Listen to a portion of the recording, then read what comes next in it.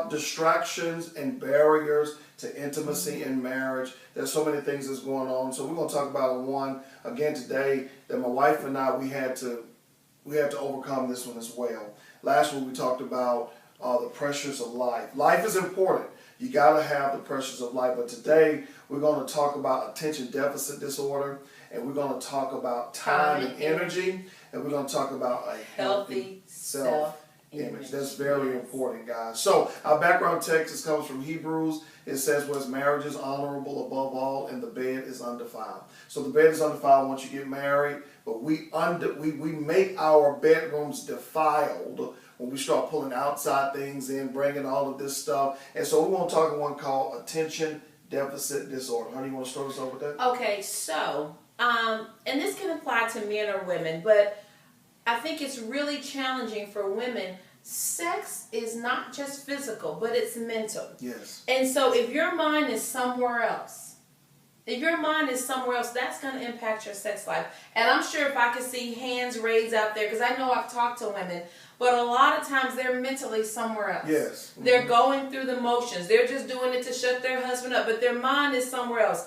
They're stressed out from the day with the kids, or their mind is on bills, or their mind is on groceries, or their mind is on the meal. Their mind is somewhere else. But how can you receive the fullness that you're supposed to experience in this act that God created?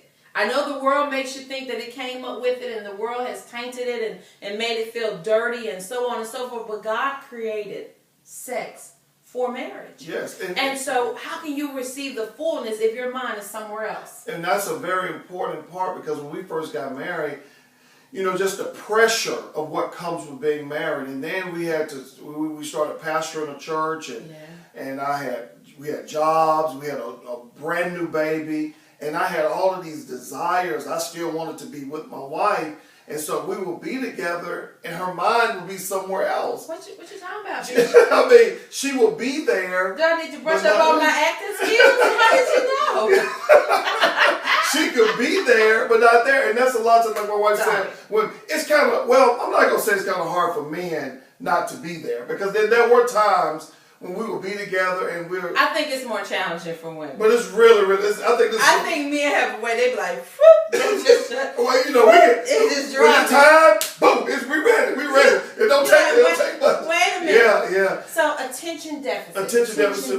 But I want to make sure that we focus on this particular point, because one of the things that I had to learn through this process, husbands, and it's going to help you, is to give your wife time to decompress. Can we say amen? Decompress. Yes. Give your wife time to decompress. Explain that. What does decompress? Just give me an opportunity to get myself together.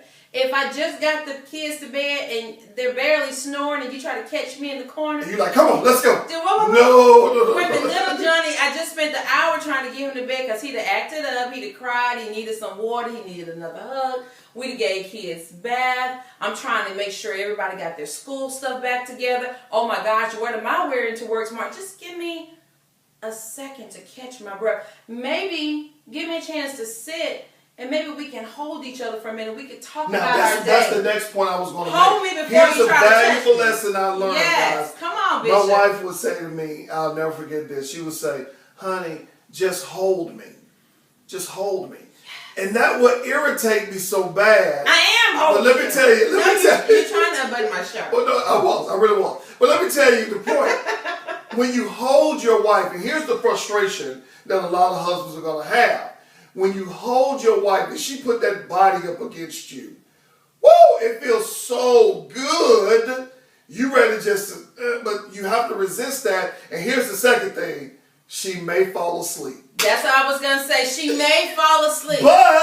But if you it'll be all over in the morning. There you go. And this is the thing. She may fall asleep, but this is the thing.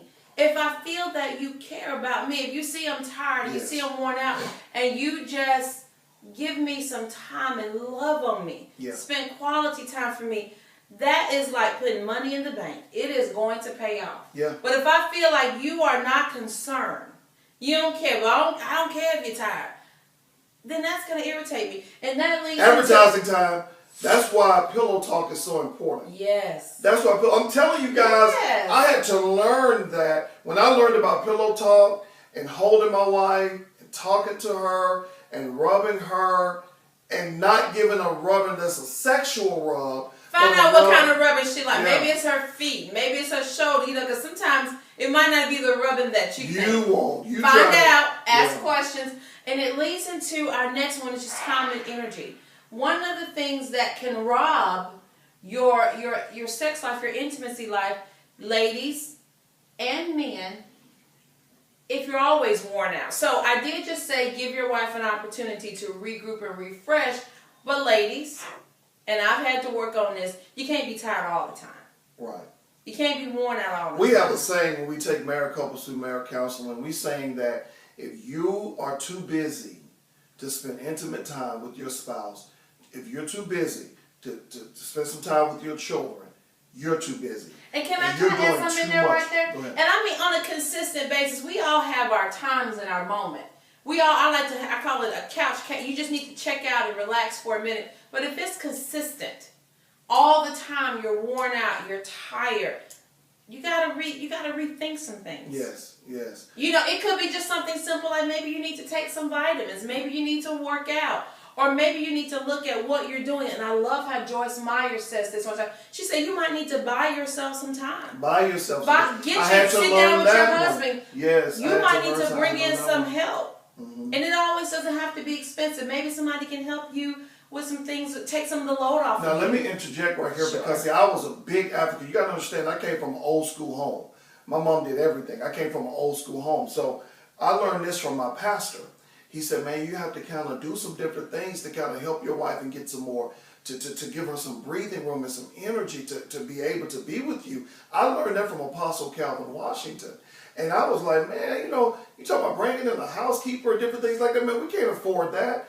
But when I started prioritizing and start budgeting, God blessed us with a housekeeper that only charged by the hour. This was back in the day. She only charged by the hour. So you can make it fit You can with make your it budget. work. You can make it work. I know that there are different things, but what we're trying to get you to understand is sometimes it's a mindset. You got to say, you know what do I have to do? To free ourselves up. A friend of mine, he always says this. He says, you always say it's the husband's fault. He always says, whenever I'm trying to give him he always said, whenever I'm trying to give marital advice, I always blame it on the husband. Well, because God put you there. We want to wear that head hat, right? All right, wear the hat We then. want to wear the hat. Well, if you are wearing the head hat, then you need to do whatever you When can. the dust settles, it lands on the It head. lands I on the like head. that. I like that. 60% of women don't have sex because of a lack of energy. 60%. 60% of women don't like to have sex because of lack of energy, and they're preoccupied thinking about bills. Now let me say this real quick. Okay, so you might need to bring in help. Ladies, I'm guilty of it. Maybe little Johnny and them need to go to bed at a better time. They can't stay up in the morning. Maybe they need to go to bed at a better time, or maybe they need to help up. Maybe they can pick up their own room after they get to a certain age. Maybe they need to learn how to dust and run the vacuum cleaner. We had to do it. And then the last point that we want to make today is just a healthy self-image. I think some of us don't feel good about ourselves. And if you don't feel sexy, and sexy is not necessarily a bad word, but if you don't feel good about yourself, how you look, if you don't feel good about your size or whatever, and don't get me wrong, we all got things we're working on, but you have to love yourself where you are right now. My husband had to help me with that. After I had my first son, picked up weight, and he said, you got to love yourself where you are. Now, that doesn't mean you're going to stay there. And that doesn't mean that you're not going to work towards something better that you feel where you should be, but have a better self-image of yourself. We all want to lose weight. Everybody wants to be healthy. Everybody wants that magazine look, everything. It's a reason why they're in the magazine. They got all kind of folks to help them. What I mean by that, they got all kind of cropping and different things that they do. But here's the point I want you to understand. You got to love yourself where you are. You will never lose weight until you start loving who you are right now. And that kind and of dressing stuff, up who you are right now. And that kind of stuff feeds over into your marriage and into your intimacy. And you're bitter and all that stuff. You got to love who you are right now. Take care of your body for who you are right now. All right, guys. That's it's time for us our to wrap this thing